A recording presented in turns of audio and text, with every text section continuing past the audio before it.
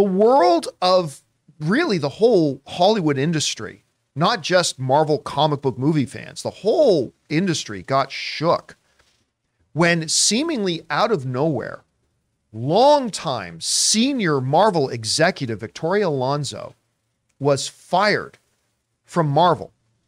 And at first, we didn't know why. Now, Victoria Alonso had been there since the beginning of this too. She is basically one of Kevin Feige's right-hand men. And as a matter of fact, when people would talk about Succession, not the show, when people would talk about the possibility of Succession at Marvel Studios for when Kevin Feige eventually decides to move on to something else, Victoria Alonso's name was always in that conversation as one of the possible successors to run it.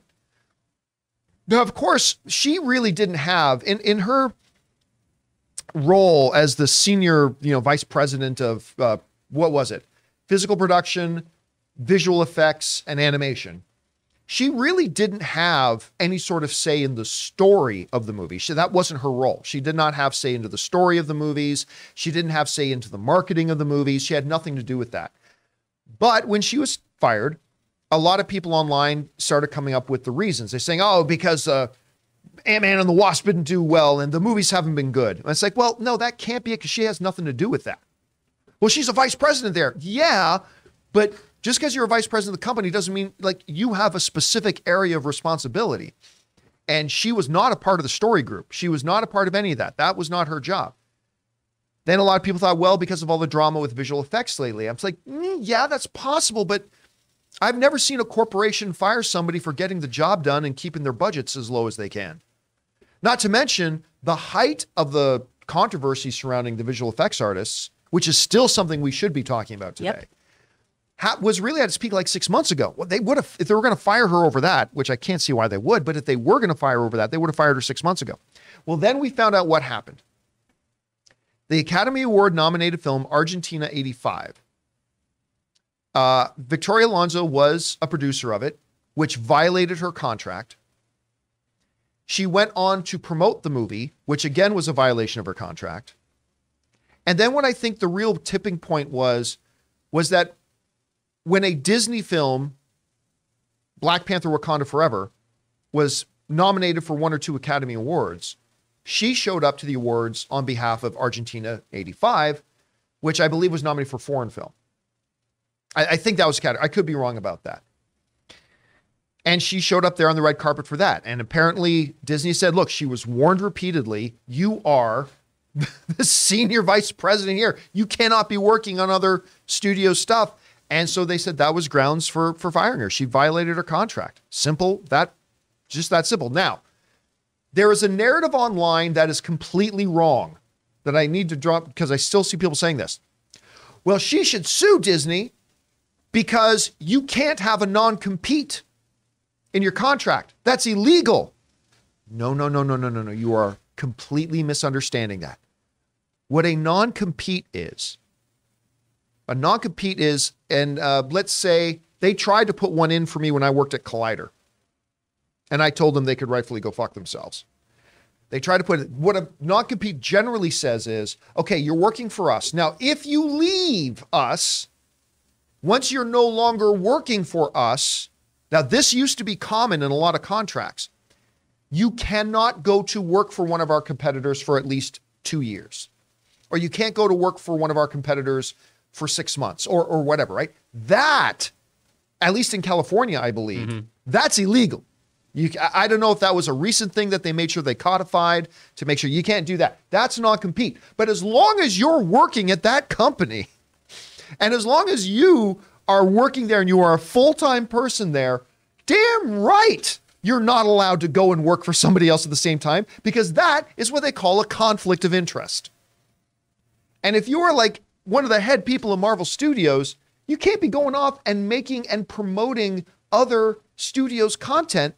Number one, because you're promoting the competition. But number two, all that time you're doing that, you could be focusing on our production problems and on our visual effects problems and all that kind of stuff.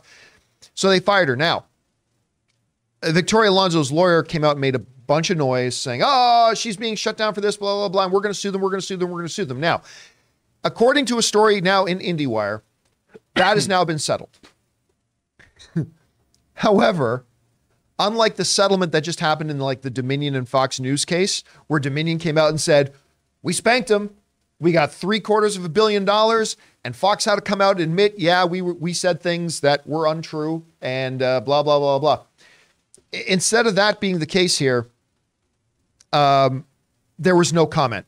It says here in the IndieWire thing, terms of the settlement were not disclosed. Disney and Alonso's lawyer, Patricia Glazer, did not respond to a request for comment.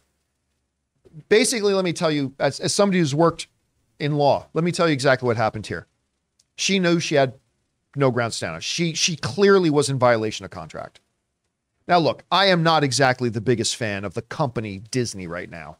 That's not a big secret to people. But in this scenario, I think it was absolutely clear. She had no leg to stand on. She violated her contract. And to make this quick and expedient, they just decide, look, let's settle this. Here's basically your departure package. Go, be well, be with God, and we're going to move on now. And now this thing is closed and nobody said a peep about it. Anyway, Chris, it looks like this now, Victoria Alonso thing. And it's really unfortunate whenever you see somebody who's been with the company from the beginning, as it was a struggling thing, trying to make things work, all this kind of stuff. Now it made sense when we read in the initial report that they said Kevin Feige could not get involved. It's like, well, why couldn't you get involved? Well, now that we know it was a contract violation, now we understand. Anyway, you read about this. What's your take on it? Well, first of all, Disney's contracts are intense. Yeah. This is why, folks, read your contracts 3 times over. Read them over with a lawyer, no matter how big or how small. Because when I worked for Disney, I was learning that I was signing over my intellectual property at the time. And your likeness. And my There's likeness. a bunch of Chris's out there There's now. so many. We're basically like clone troopers. We're everywhere. We're in these streets. So when you work for them, if you have ideas that you share with the company that are yours, that maybe you didn't give to the company, they're still theirs in these contracts. It's wild. That's why I never speak around John. You keep those ideas close to the vest and then you move on. That's mine now. So read those contracts, right? That's one of those things where obviously she violated these terms. However, what I find very interesting here is, that compensation package you mentioned, right? Now, Deadline has said that it is reported, but we don't have details, that this was supposedly a multi-million-dollar financial compensation. Multi-million-dollar. Now, I know she's a high-tier executive, but typically when somebody's in the wrong, do we give them multi-millions of dollars? Now, with executives, that seems to be the case a lot of times, even when they are very, very wrong. But I am intrigued to see what goes on after all of the dust is settled here, because Alonso's lawyer keeps saying she will be revealing her side of the story in one way or another at some point. Now, obviously, this is probably going to be riddled with, her own personal opinions and everything. However, I'm really looking forward to learning more about this, because that number really, really raises my eyebrows. Well, you do have to keep something in mind, though. Mm-hmm. For you or me, the phrase multi-million-dollar would mean a significant amount. It's all the ladies with their briefcases of money. Yes. Yeah. For Victoria Alonso, as only second tier to Kevin Feige at Marvel Studios, that probably represents her annual salary. It's a lifestyle compensation. So what you're probably looking at is the same thing. Remember Bob Chapek, when they removed Bob Chapek, right? He got 3 years. They gave him 3 years of salary because, he had a contract, and they said, no problem. We will pay you out your remaining 3 years. And now we're separating. But Chapek didn't breach anything. No, exactly. He was given a golden parachute. Which is why it's even, I think, to me, less remarkable that they would say to her, look, you still had a contract with us for X amount of time.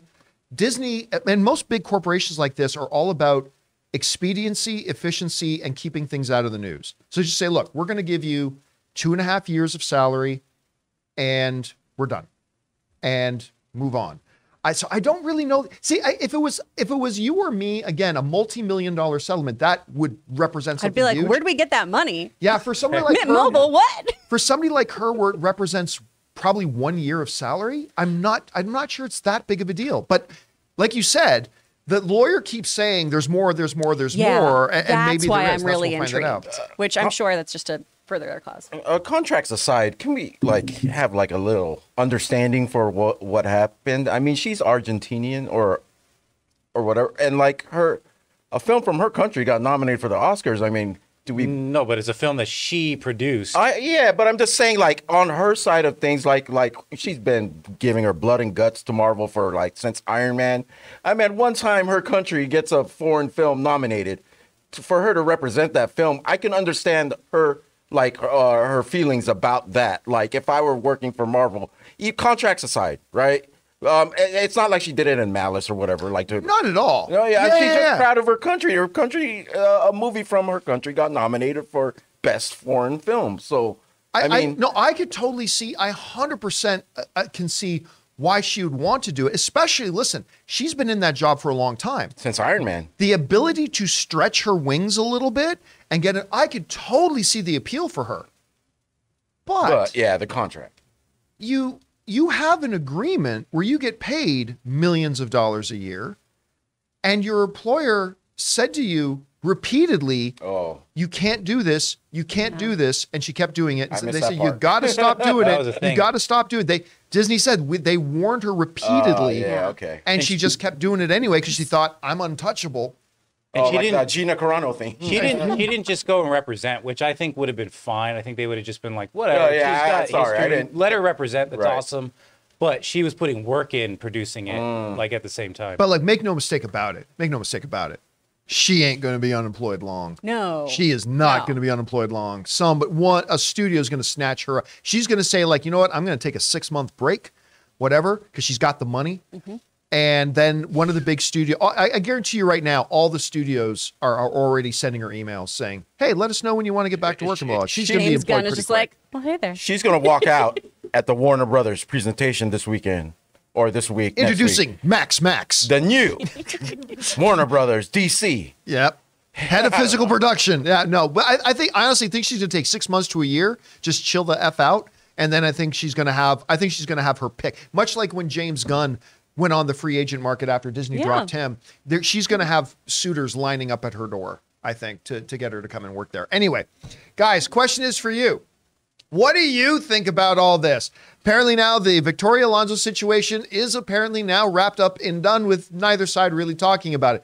Whatever you guys think about it, jump down to the comment section below and let us know your thoughts. We want to take a second to thank a sponsor of today's video, MasterClass. With MasterClass, you can learn from the world's best minds anytime, anywhere, and at your own pace. You can learn filmmaking from James Cameron himself, you know, the guy who made 3 of the 4 biggest films of all time. Improve your writing by taking screenwriting from one of the greatest who's ever done it, Aaron Sorkin. Or maybe learn how to make great comedic content by taking comedy by the one and the only Judd Apatow. And many of you guys know I'm a big poker guy, and I recently got a chance to sit down and watch Daniel Negreanu, one of the greatest poker players in the world, teach poker. It was absolutely fantastic. But guys, whatever you're interested in, there is a class for you with over 180 exclusive classes taught by the instructors you know and love. And you can explore lessons in any order you'd like, across your phone, tablet, Apple TV, computer, and on the go with audio mode. Individual lessons range from about 10 to 15 minutes in length that fit easily into your everyday life. Guys, I highly recommend you check it out. Get unlimited access to every class, and as a John Campea Show listener, you get 15% off an annual membership. Go to masterclass.com/Campea now. That's masterclass.com/Campea for 15% off Masterclass.